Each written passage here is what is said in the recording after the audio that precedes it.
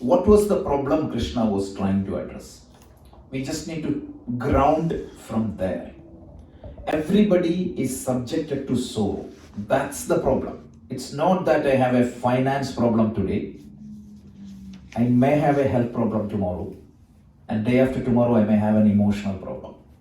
So if I solve the financial problem today, still I am subjected to sorrow. So what can you do? How can I retune myself in such a way that I am resilient in front of the challenging situations of life? So that's what it is. So the Mahabharata battle or Arjuna's specific problem becomes irrelevant here. The problem becomes that I am subjected to sorrow. There's a huge difference. Because I told you, if it was Arjuna's problem, Krishna could have started fighting the war, solve the issue, give it back to Arjuna. That's not the approach here. Then what is going to happen? Because Jesus beautifully tells this in the Bible. Don't give fish, but teach how to fish. That's exactly what Krishna is doing. That's typically we try to help a person by solving the problem for him. That's not the solution. Then becomes what? Temporary solution. Tomorrow another problem will come and hit him and he is flat. So Krishna is trying to, the word used by Shankaracharya is a cognitive change, not a physical change. What is a cognitive change? How do I look at the situation? How do I respond to situation? What is my attitude towards the situation? So I will develop. Krishna's goal is to make an internal change in me. And Swami Rama beautifully describes this. He tells, tune your internal mental processes. This is the exact language he had used. Tune your internal mental processes in such a way that you are not hyper-stressed inside.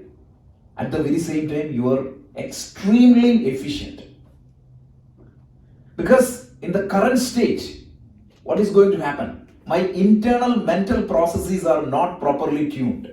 As a result, what is going to happen? Every situation, every life situation is going to make me extremely stressful, extremely unbearable. In front of the situation, I feel that I'm helpless and unbearable, and naturally it is going to impact my efficiency to solve the problem. Remember the Hudson River, that flight incident? If the pilot was, if the captain was too panic, if he just started break down like Arjuna, what would have happened? Neither him nor the passengers would have survived. So how can you look at the situation positively and try to change what you can change and try to accept what you cannot change? And how do you develop that discrimination or understanding? What can be changed and what cannot be changed? This is the goal. So to make you fit for that, Krishna said, death is not something that needs to be hyper-stressed upon. Because people think death as the most challenging situation of anybody's life. And I told you just to Google, what is the greatest fear for anybody? Fear of death. So the entire solutioning, Krishna tried to put that into two buckets. One is fear of death. Second is what? Fear of living. Fear of living. What is the challenges? How do you face the challenge while you live? So for that, Krishna started explaining the topmost concept first. He said, when you look at yourself as an entity, you have three dimensions. One dimension is your body, which is born at certain point of time, which is subjected to constant change, and which is going to end at certain point of time. It is like, what is the example we used? The hardware. But body is not you completely. The personality for the body, physical body, is given by another entity, which is called subtle body, or loosely translated as soul. So remember, I use the exact, if you remember this example, you will not miss it. Right now, what is the personality of my computer? PowerPoint. If I change that to OneNote, it becomes a word processor. And it could be a game.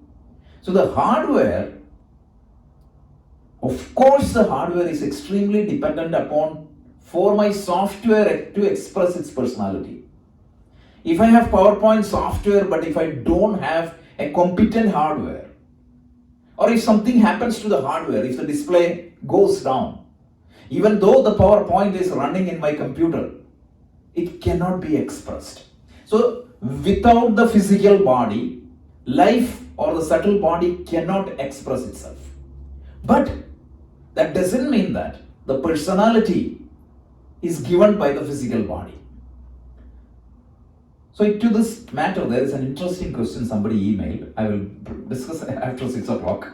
It's a brilliant question. I have to admit that. So I will discuss that a little bit later when we come to the 6 o'clock. But that was nice. So the subtle body is there. And what is the longevity of the subtle body? The subtle body is not created when the physical body was born. The subtle body was there prior to the physical body. And the subtle body will continue to evolve, probably to a better hardware, or sometimes to a worse hardware. We don't know what exactly is the direction of your soul. It's hard to predict, but it continues. And we loosely discuss the law of karma, etc., which we are going to talk about in the chapter 8 in detail. But the point is that the physical death marks only one dimension, the end of one dimension. But something in you will continue to move forward. And complicating the matter further, we introduce the third entity, Atma. And what is the characteristics of that Atma? There was no change.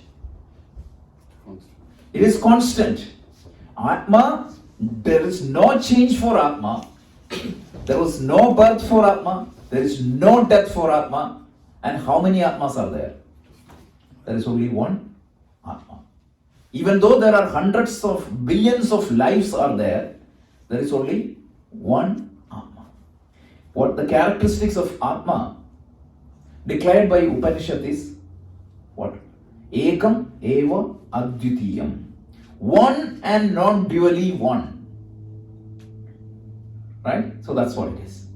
So these are the three entities. And we said, if you really look at the anatma, which is the body, what happens? It has a beginning and it was an end. Right? Dehinosmin yatha dehe kaumaram yauvanam jara tatha dehandara praptir tiraha tatra na mukhyati. We saw verse 13. Krishna said, a jiva means a body. What is going to happen? It has birth, growth, decay, death. And what happens at the time of the death? The dehi, meaning the indweller or the owner of the deha. Who is that here? Subtle body. The subtle body takes a new body. So you don't need to too much worried. Of course, you won't see myself as Rajesh tomorrow, but that doesn't mean that the existence of me has come to an end. And then what is going to happen? As long as you are in this body, Krishna said one thing. What? Matra sparshastu kaunteya shita ushna sukha dukkada. When I experience life, when the sense organs contact with sense objects, what does that mean? Every experience in life, when you hear the corona, what happens? Some reaction in you is going to happen. Some of them are what? Winning a lottery, it's a happy news. Getting a promotion, it's a happy news. Getting a good admission for my child, it's a happy news. Getting a big bonus, right now that's going on, it's a good news. So, on the other hand, your bonus is not as much as you expected. Corona, low grade for your child, all that creates another reaction in you. That is natural. Every life experience, you may take it as heat or cold, meaning some of these experiences are physically impacting, some of them are emotionally impacting. There are at the physical plane, some of them will impact, some of them will impact on the emotional plane. And what is the nature of this? Krishna says, Agama Apayana. They come and go. Don't think that one experience is going to stick there forever. It is going to change. Imagine that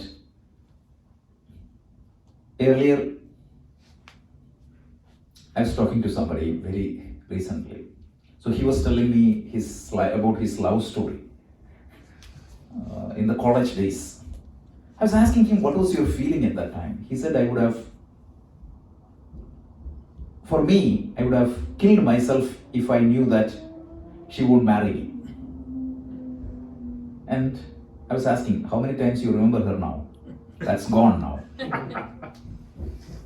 So what I see at that point of time as the biggest tragedy is that time can heal almost everything.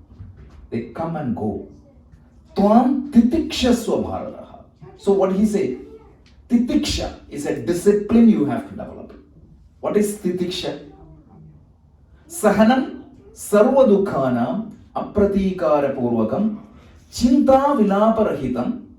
That is the definition. How? You have to develop an attitude of endurance.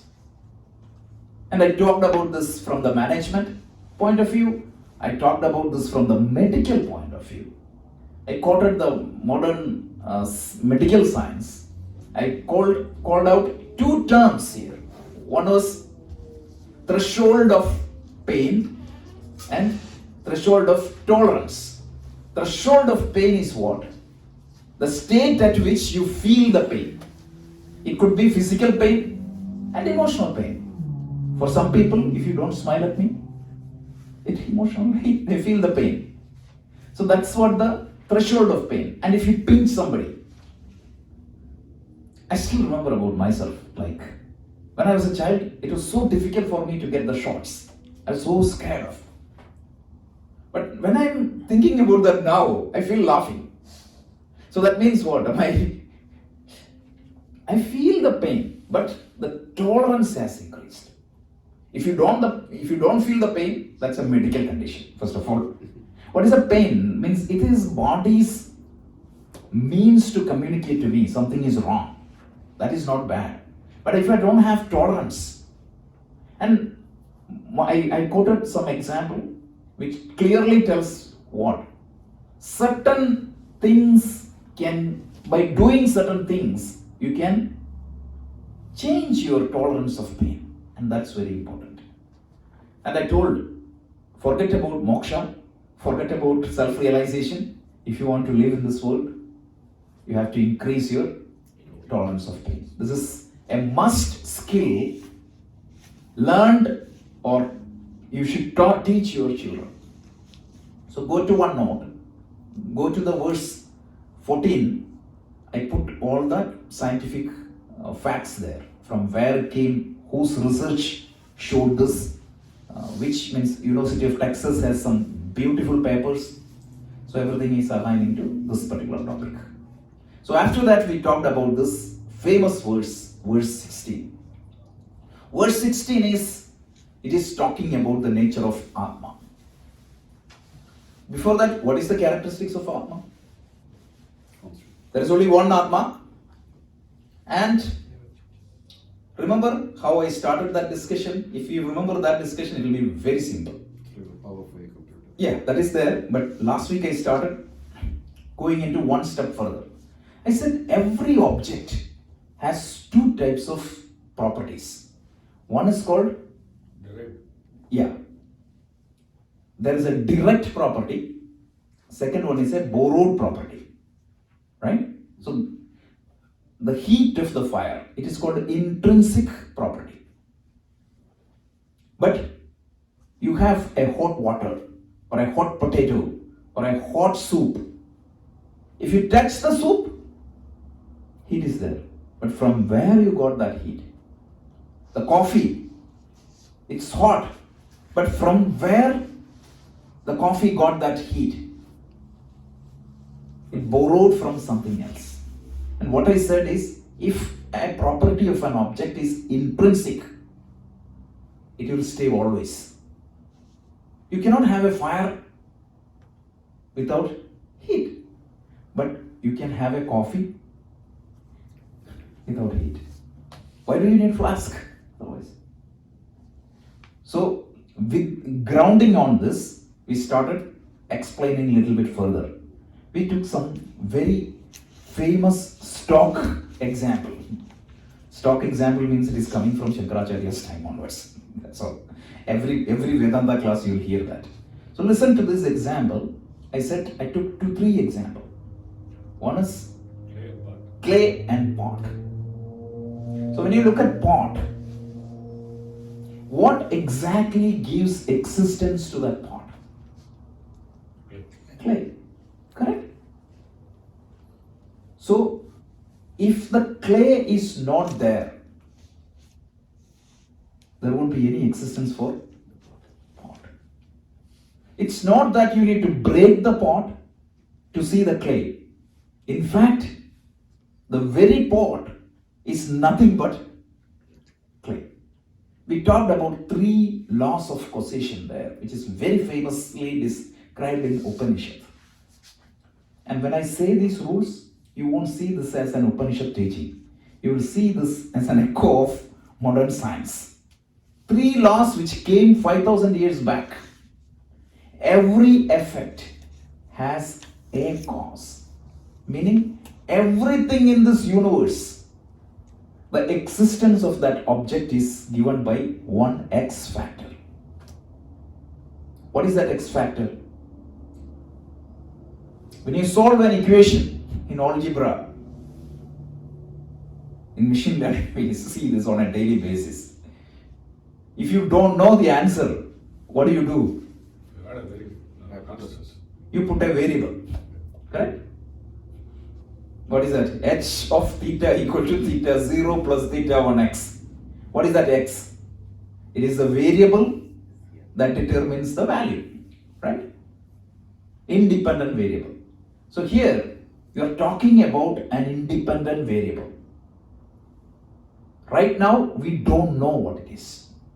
So what is the usual process? You substitute that with a variable. And what is the variable in our scriptures they use to substitute this fundamental building block of the universe? It's called Om. So that is the definition of Om. Om is a sound symbol. Om is a sound symbol representing the absolute reality of the universe. So just like there is a clay that gives existence to pot, there is some X factor in the universe that gives existence to all the objects in the universe. So if you think scientifically, let's take 3 examples. This microphone, this computer, and your shirt, and yourself, your body. Let's take that. What exactly is the substance by which this microphone is made? Metal. Some combination of chemicals. You go down one step further. You can say that it came from a combination of these 105 elements. I don't know whether it is 105 now, right? Is it? Whatever it is. Whatever is the number of elements identified. Is it? Yeah, whatever it is. When we study it is 105. Tomorrow it may become 200, but there is a limited number of elements, right? And take the laptop. That also came from a finite number of elements. You agree, right? Yeah. This is not, you don't have to believe me. This is science. And look at your body. That body also came from that 105 elements. 113 elements.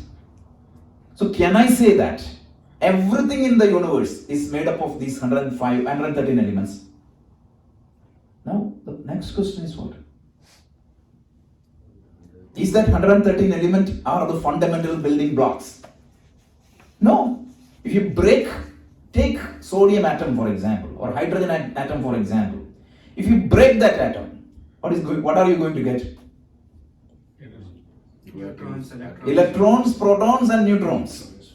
Okay, so can I say that the whole universe is made up of billions of different particles around you are made up of three things? Correct? Yes. So I can say that the entire universe is pervaded by these three things. Now, this is the problem with the science. Is electrons and protons and neutrons are the fundamental particle? You can break them again. You can break that again, right? You have the subatomic particles, and you have this what is called quark. Two up and one down. Anybody interested? Go and read a beautiful book called Brief History of Time by Stephen Hawking. Amazing book. It gives you the whole deduction. Now that's you say. It's available on the share if anyone. Okay. Okay. So now the question is this subatomic particle or quark? Is that the fundamental building blocks? No, right? The famous equation came. Einstein came and said, "What is matter? It's nothing but a condensation of energy." You have the famous equation E equal to mc square. So from where this coming from? So they say, right, electromagnetic field is there, gravitational field is there, nuclear field is there. What exactly can you, if you go back further, what is going to happen? 25 years of Einstein's final year, he I would not say wasted, he spent on what? Trying to find that one entity. He called it as unified field. That was his name. Incidentally, we should be proud. Like Einstein was living a couple of streets. Right. So when I went to Switzerland, Bern, actually that's where he did a lot of work initially. So I was able to see that it's so nice, inspiring life story. But he could not find out. And now string theory comes back and tells that everything comes from a string. But Vedanta, exact same question was asked. If you really think about Mundaka Upanishad, it starts with Kasminno Vijnade Sarvavidam Vijnadam Bhavati. By knowing what, you can see everything else. And by the way, you know that, right? We have a school called Vaisheshika, which talks about atoms. Anu, Paramanu, Rinanu, all these things are there. There was a sage called Kanada. He was well versed in that. We have a school, means 6 schools of Indian spiritual tradition. One is called Vaisheshika, and Vaisheshika talks about to a great extent at that time itself. But that's not the point is here. So Vedanta tells that if you just apply the mathematical induction here, where will it go and end? There will be one fundamental particle by which everything else is pervaded. And we don't know right now what exactly it is. So that is substituted by a variable, and that variable is known as O. Yes? So Rajaji, this fundamental particle, it's a physical particle, Yeah. right? It has physical existence. So would Om I think Om transcends the physicality, right? So that's the definition. So later the Upanishad tells you what exactly is the nature of this Atma, and that is what is the Atma is, Om. So it tells 3 things. You might have heard this term left and right. It's called, the characteristics of this Atma is called Sat Chitananda. Sat means existence, physical existence. So the physical aspect is covered there. But it's much more than that. It's Chit also. What is Chit? Consciousness. So it's transcends the physicality, right? So if means otherwise you can say that there is matter, there is energy, and there is consciousness also, right? So where do you put the consciousness? It's neither matter nor energy. So that's why Max Planck, I quoted Max Planck the other day, the famous scientist. He said like, he thought that the matter is a derivative of consciousness. We don't know. But what Vedanta tells is, this X factor, Om, or the Atma, it gives existence to all particle. It gives consciousness to all particle. So it is more than physical. Now, please don't ask me to describe it, because I'm constrained by the uncertainty principle right now.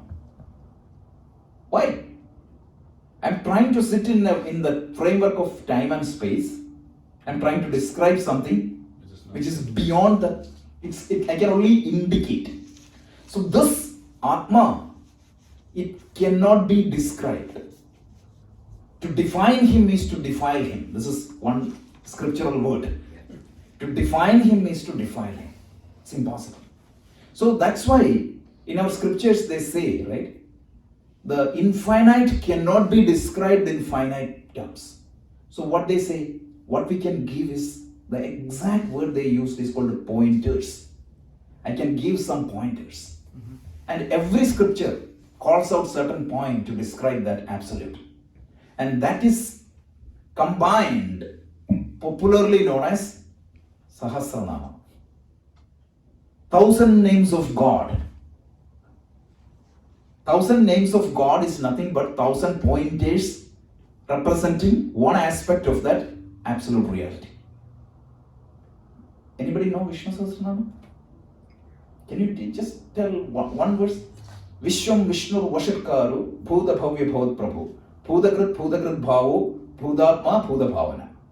Some 8 or 9 names again. Vishwam means what? The manifested universe. So the call means, who is the manifested universe? We saw that, right? See, the pots are nothing but clay. The existence of the pot is given by the clay. So the pot, I can say that it is created by the clay, it exists in clay, and finally when it breaks, where it goes? That's it. So then Vishnu, what is Vishnu means? Not think that somebody is sitting in a weird shape. Absolutely not. What is Vishnu? Vyapaneti iti Vishnu, that which perverts everywhere. So can I say that the clay perverts all the pots? There are 100 pots are sitting here. I can very well say that clay perverts all the pots. So like that, Atma perverts all the objects. Because you asked a beautiful question which I was coming to, right? The physical existence of all the objects is provided by this, and consciousness is also provided by that. So the physical body is created by Atma. It is nothing but Atma, and the subtle body is Atma, and the consciousness is also Atma. So everything is Atma. So that's what it is. So that is what Krishna said. There are 2 types of realities. One is called the absolute reality, and the other one is called relative reality or empirical reality. We saw that in the case of pot and clay, the pot has an empirical reality, whereas it's not the absolute reality, but at least in this context, clay, right? Without clay, the pot will not exist. So I talked about 3 laws here. One is, every effect has a cause. So billions of manifestations of life. There is a car, there is a grass, there is a human being, there is a sun, there is a moon, and there is a star, there is a building, there is space. What is the cause of all these things? Om or Atma, whatever it is. This is what God is, right? Not like somebody sitting in the temple alone. Correct? So this is the first point. Second law is what? Effects, plural. First one was all, means every effect has a cause. Absolute cause. So indirect cause is there. Initially you said like metal is the cause for this. But the metal has another cause. Independent cause. Because the metal is also dependent upon something. If you go to that, it is dependent on atom. Atom is dependent upon subatomic particle. Subatomic particle is dependent upon another Y, Z, Z. If you go to the end of the chain, what is left? That is the absolute reality. That is why the qualification came. Absolute reality.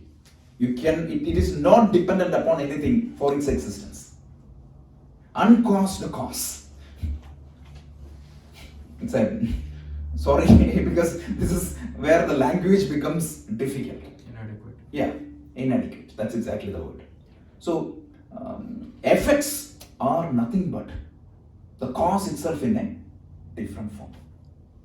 Pots, big pot, small pot, a broken pot, everything is nothing but pot itself in a different form.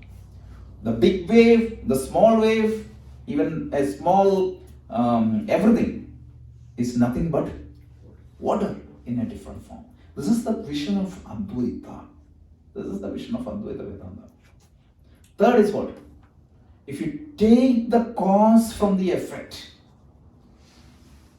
nothing remains. If I take all the cotton from your shirt, there is no existence for the shirt. If I take all the clay from the pot, there is no pot. So the pot, I can say that it is a name and form, but the real existence is what? Clay. So look at this verse. Na sato vidyate bhavo, na bhavo vidyate sataha, uphayor api drashtonda stanayor tattvadarshibhi. It's not. नासतो विद्यते भावः न भावो विद्यते सतः उभयोरपि दृष्टन्तः त्वतयोस्तत्तदर्शिभिः. Okay. Nasato vidyate bhavaha. For the unreal or the relative reality, there is no real existence. Translate that to the example we taught. The pot, which is the relative reality or the unreal. When you say unreal, don't think that it is completely non-existent. That is not what we are saying. The relative reality, truly speaking, it does not have any existence. Then Krishna says, na bhavo vidyate sataha. So for the reality, there is no non-existence. Correct? The clay was always there. Before the pot, the clay was there. After the pot, the clay is there. If you really understand that, this verse is not that difficult.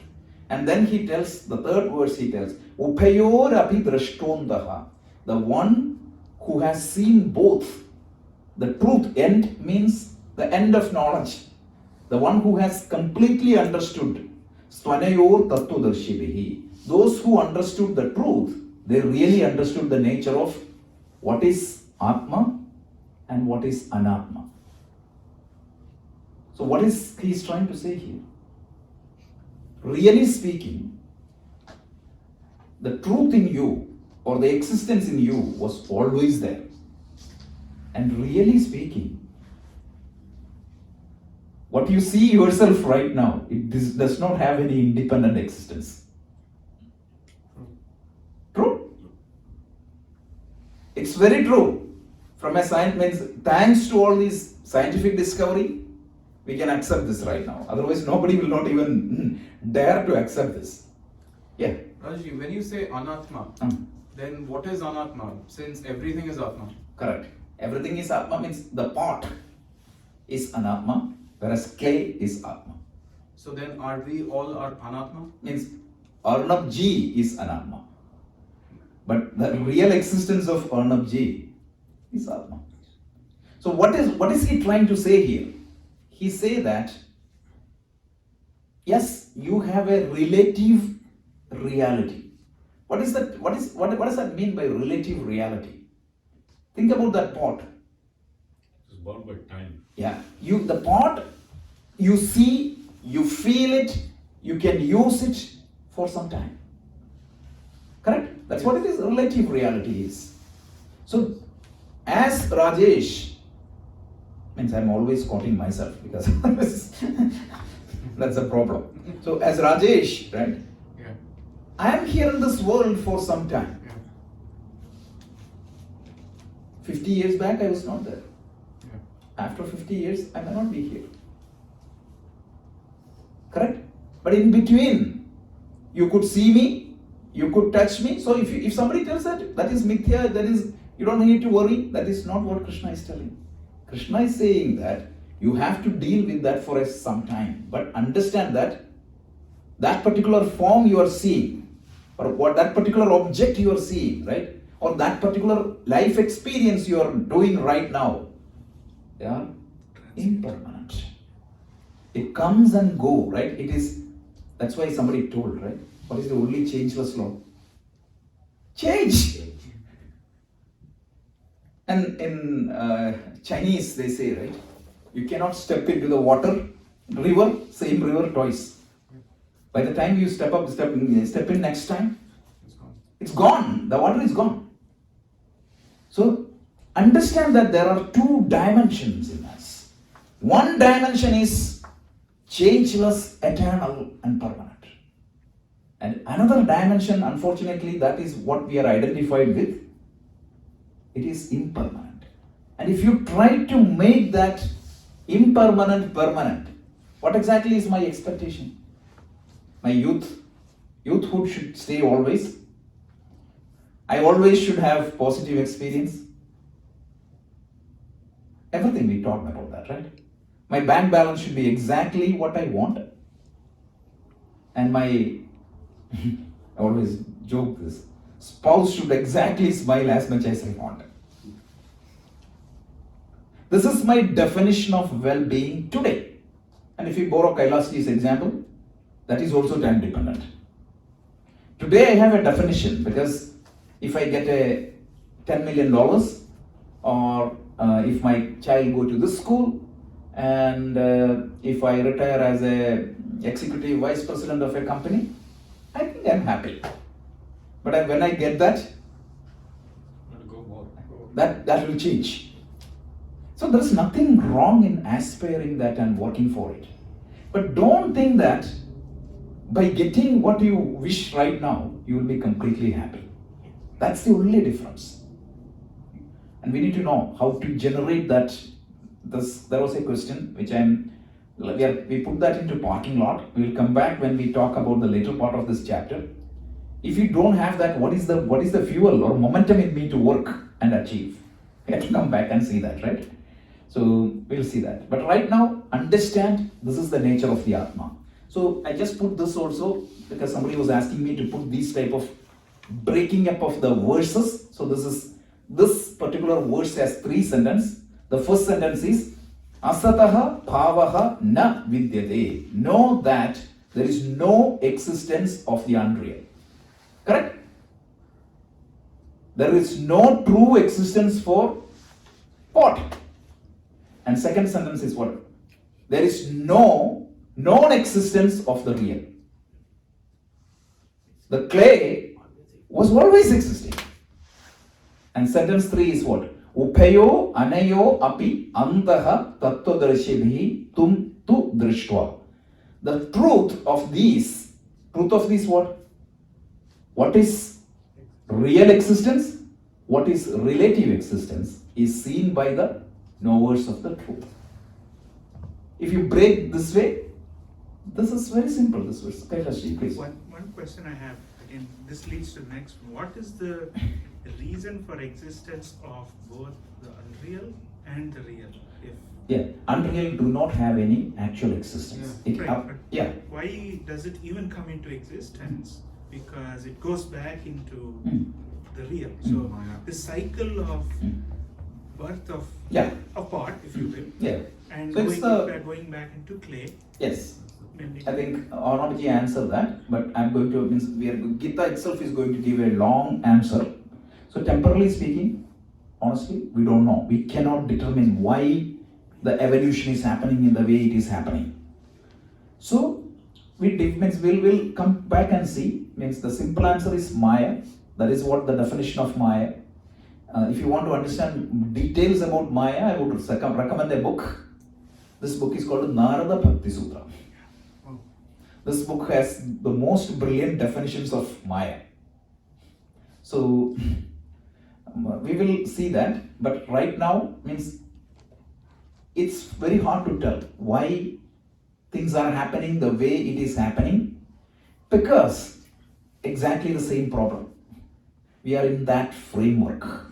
Yeah. But Rajaji, isn't that also the most important for us to figure out? No. As to no? No. For us to figure out is we need to identify the truth, what is happening. We need to identify clearly that we are not, means there is a permanent entity in us and there is a temporary entity in us, and we need to identify ourselves, try to identify, shift our identification with that permanent entity, so that, see, it's like you are in a drama. Imagine that you are put into the stage. Your role is what?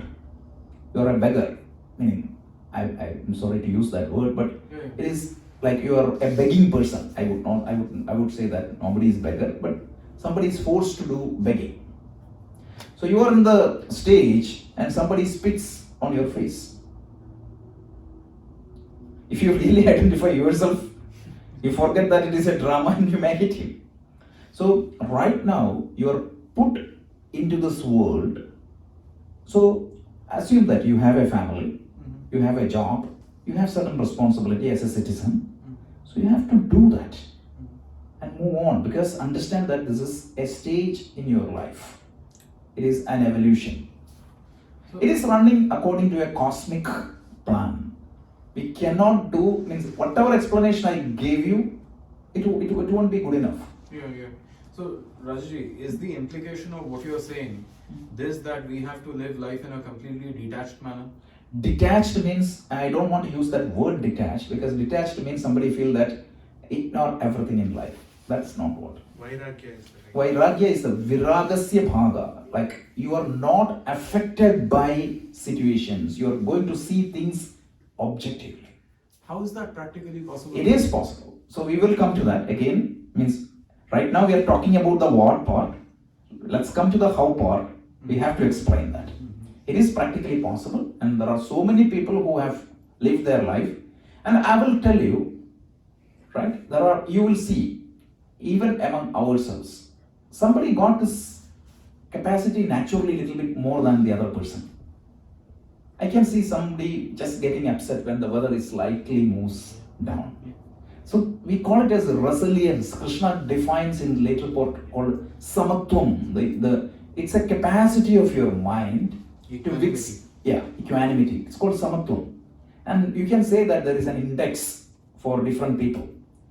I'm completely resilient to weather. I'm resilient to the coffee's taste. In Tamil Nadu, I was told, like, if the morning coffee is not good, some people get that day is gone. What is the difference between that and titiksha? That's titiksha. Titiksha means once you gain that quality, right, the samatvam, once you reach it, that is called titiksha. So forget about spirituality, everything. You wanted to climb up the corporate ladder. How a CEO became a CEO? Hard work. Can you eat a pill and get all those skills tomorrow? Why two people are so different? Like, take me and say Rajesh. My IQ might be even better, but if I cannot apply that IQ in front of the situation, I will still stay as a developer. But the CEOs means, I know one person, in 10 years, he started from a developer, he became an executive VP in front of my eyes. I could definitely see these qualities in him. Like, in front of challenge. All look at these CEO stories. There is a book. I forgot the exact name. When big challenges comes in, how can I keep my balance and steer the situation? So what we are talking is not some superficial abstract concept. It has to be implemented for you to grow. Even what I'm trying to say is that forget about the spiritual progress, even the material progress. This is important. Absolutely. So we'll come to that. So let's continue. The next verse also, we talked about all these temporary, permanent nature. You can scan through the slide. So this was the summary. The unreal has no being. There is no non-being for the real. The truth about both of these has been seen by the knowers of truth. Is this clear? This verse is beautiful. Are you reading a religious book? The so-called religious book now? No, this is not talking about any so-called religion, right? Deity or anything like that. All that phase has passed. Is this just applicable to Hindus or Indians? This is universal. That is why Gita is a universal book.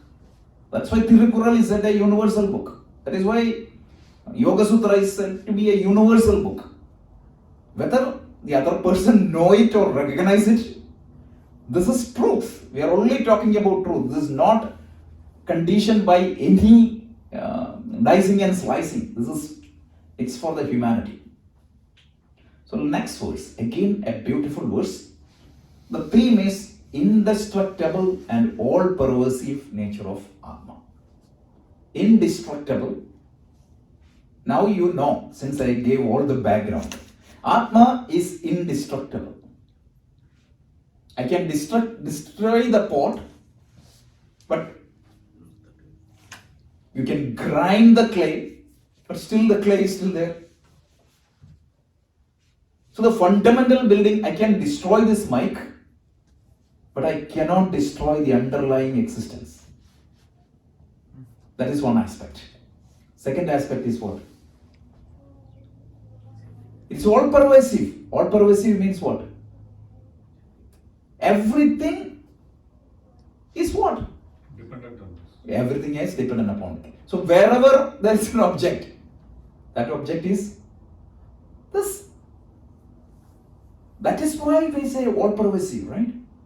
Can I say that the pot is all pervasive the clay is all pervasive in all pots?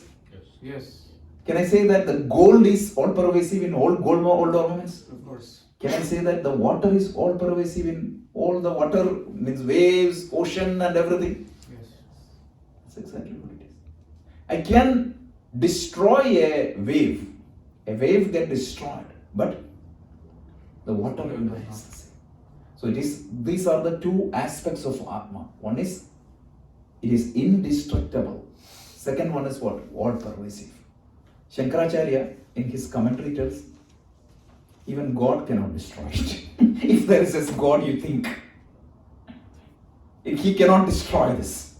Your true nature cannot be destroyed by even God. To that level we went. So let's see. अविनाशितु तद्विद्धि येन सर्वमिदं ततं विनाशमव्ययस्यास्य न कश्चित् कर्तुमर्हति. Beautiful. So आशितु तद्विद्धि. So it says, Avinashitu tat vidhim. Vidhim means it came from the Sanskrit root vid. Vid means to know. Know or understand that this Atma, this absolute reality. When I say absolute, when I qualify that with absolute, please understand the implication. Absolute means it is not dependent upon anything else. What is even in science it is there, right? There is a general theory of relativity, there is a special theory of relativity.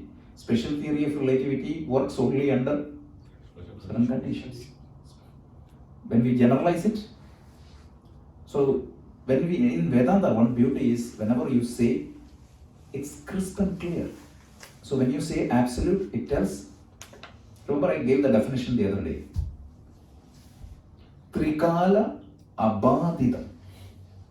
That which is not subjected by time or space. Because I gave you specific example.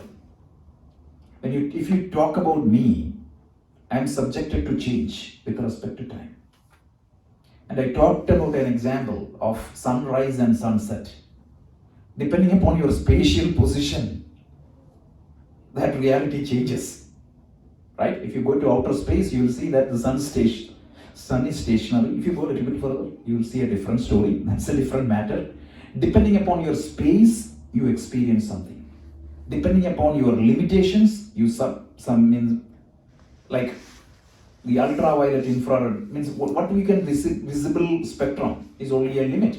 That doesn't mean that means so if you had ability to see the other rays, I don't know, you could see in night. Correct? The dogs, they can perceive more than what you see. Why?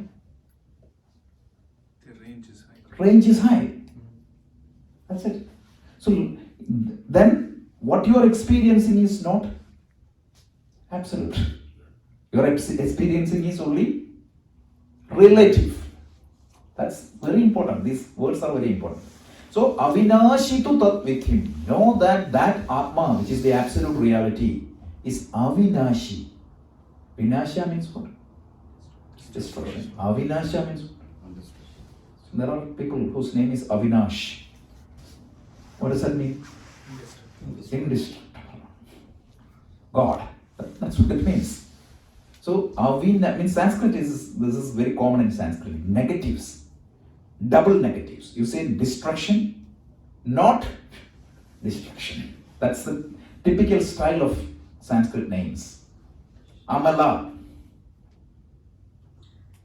Ala means polluted. Amala means Pure. yeah. Vyaya, meaning it is change. Avyaya, no change, not joined by different parts. Chuta means subjected to decay. Achyuta, the one who is not subjected to decay. This is the style. So avinashitu tat with him. Yena sarvamidam tadam. And what is the second characteristics of that? It is indestructible. But then you may think that, okay, there is a God in the heaven, sitting on the clouds with a big beard, right? And he is indestructible. Everything else is destructible. No, that idea is negated. This absolute reality is Yena sarvamidam tadam. It is pervaded everywhere. So the clay pervades all the pots. The water pervades all the waves and ocean and everything. And the gold pervades everything. Every golden ornaments. You can very well destroy the golden ornament, but you cannot destroy the gold. Meaning, from a relative sense, don't take this, the example has limitation. Then don't ask me that gold is absolute reality. Mind you, in one of the Gita class somebody asked me. So that means gold is the absolute reality. So you say like, you speak about Ramayana the whole day.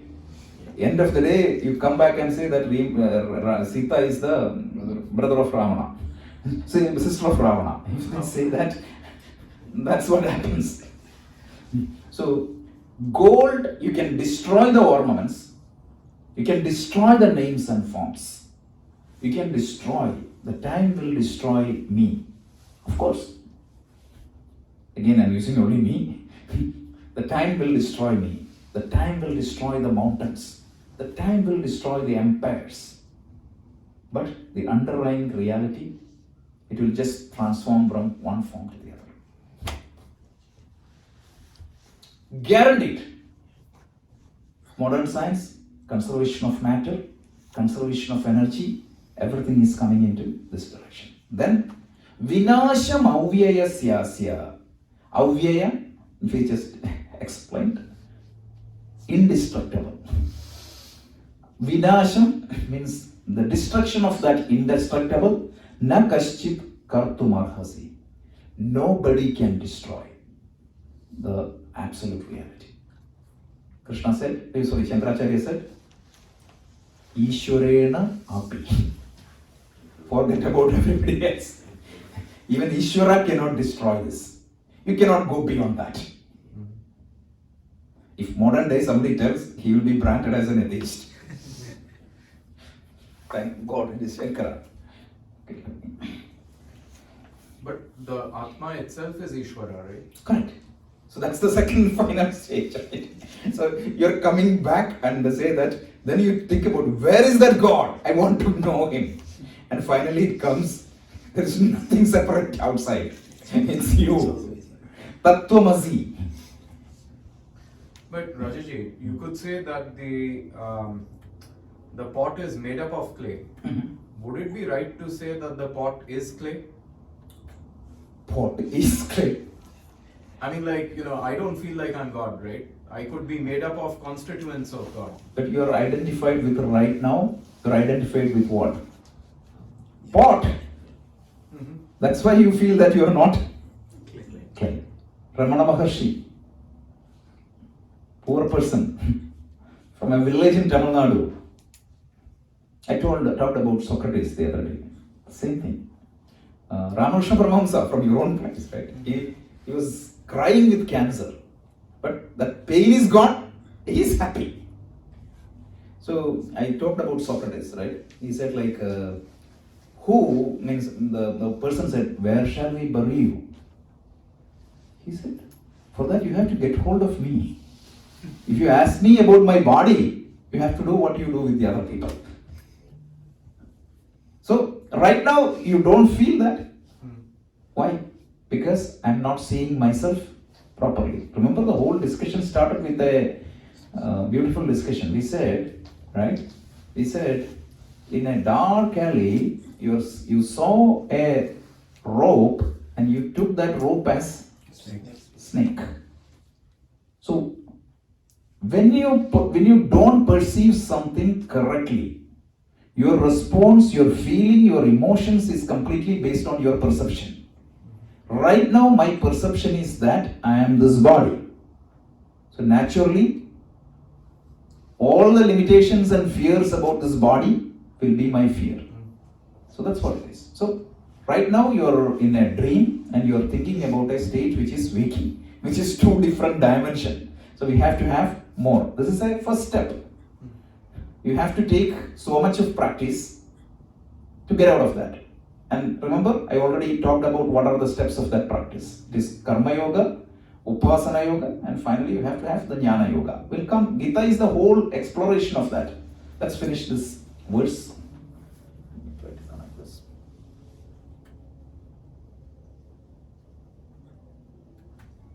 Okay.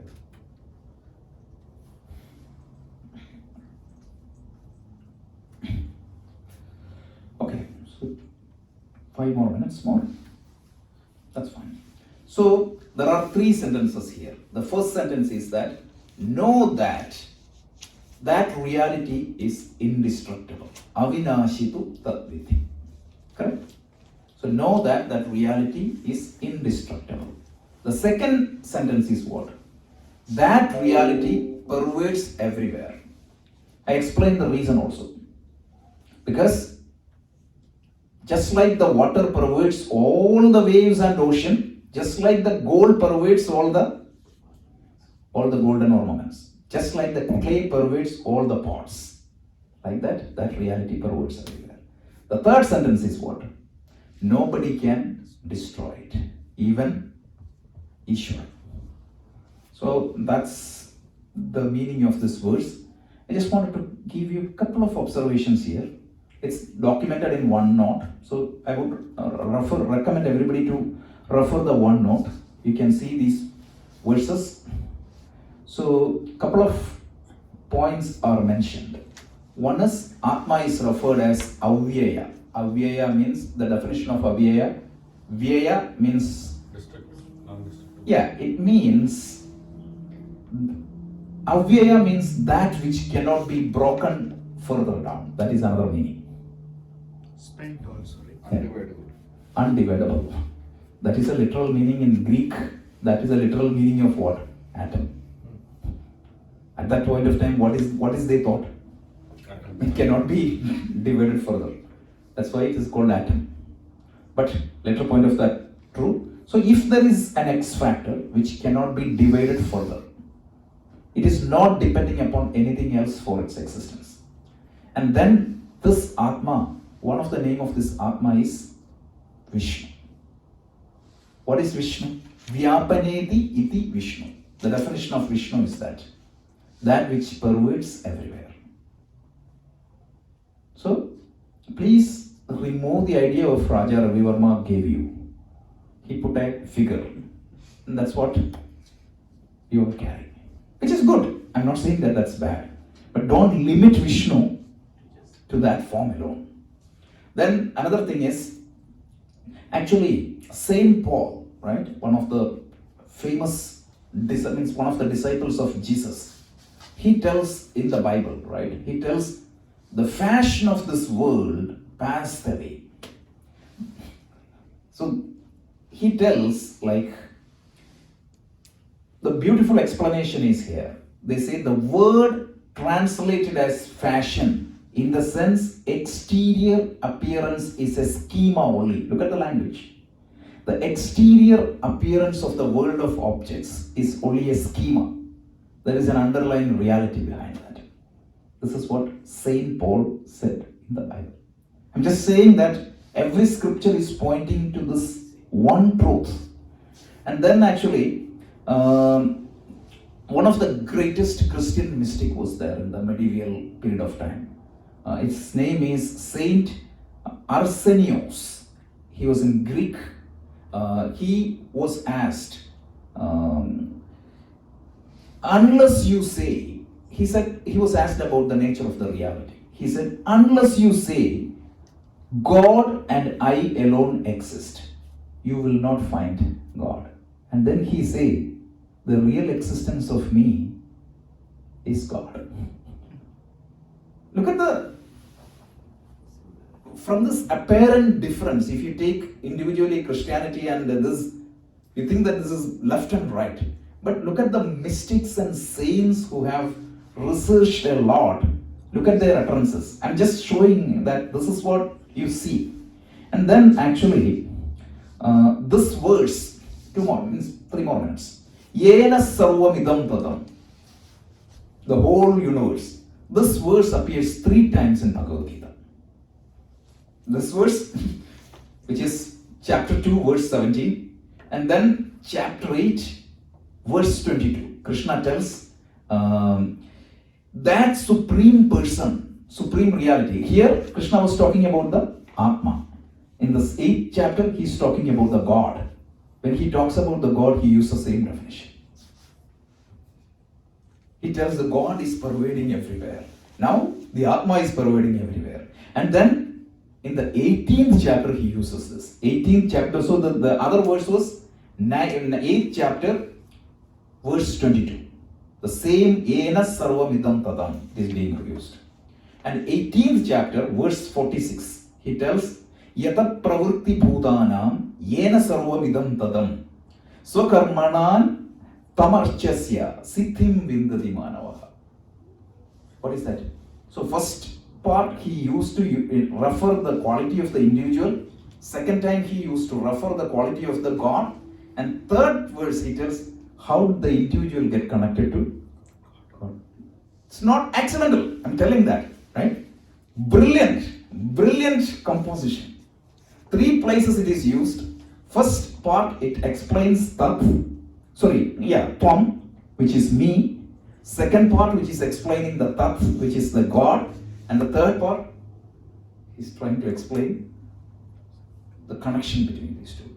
Apparently, the Bhagavad Gita can be divided into 3 broad categories. The first 6 chapter, which is called the Prathama Shakka. Shakka means 6. First 6 chapter is going to define who you are. Second 6 chapter is going to define who is God. And the third 6, the third part, the Pada, is going to show the connection. That's why when we start the online session, I exposed it to the 7. Chapter 7 is a whole different topic. Okay? So then I put a poetry. There was a English poet. Her name is Emily Bronte. Have you heard of that? Yes. She wrote a brilliant poem. So the poem says, O God, within my breast, Almighty, ever-present deity, life that in me has rest, as I, undying life, have power in thee, though earth and moon were gone, and sun and the universes ceased to be, and thou were left alone. Every existence of world, look at this verse, every existence of world exists in thee. Look at this is exactly an English translation of this idea. Every existence of world would exist in E. There is no room for death. These points are amazing.